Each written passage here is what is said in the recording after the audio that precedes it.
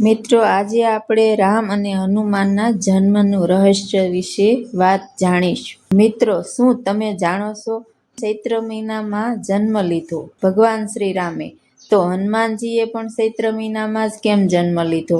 આ કોઈ સંયોગ નથી, પણ એક દેવી લીલા છે.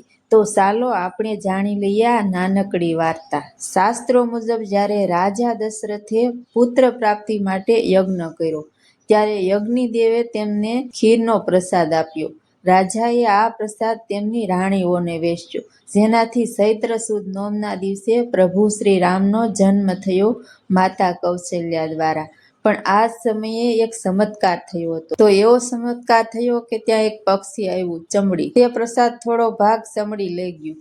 વાયુદેવની કૃપાથી તે પ્રસાદ અંજના માતા પાસે ગયો, જેઓ સંતાન સુખ માટે તપ કરી રહ્યા હતા. તો માતા અંજનાને તે પ્રસાદ ગ્રહણ કર્યો, અને તેના જ ફળ સ્વરૂપે ચૈત્ર સુદ પૂનમના દિવસે હનુમાનજીનો જન્મ થયો, એટલે કે રામજીના જન્મના બરાબર 6 દિવસ પછી.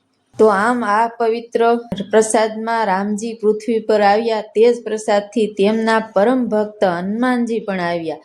એટલે જ કહેવામાં આવે છે કે હનુમાનજી એ રામજીનો જ અંશ છે. જો તમને આ માહિતી ગમી હોય ને, તો કોમેન્ટમાં જય શ્રી રામ અને જય હનુમાન જરૂર લખજો, અને ચેનલને સબસ્ક્રાઈબ કરવાનું ન ભૂલતા. ફરી મળશું આપણે આવી નવી કથા સાથે. ત્યાં સુધી બધાને જય શ્રી રામ, જય હનુમાન.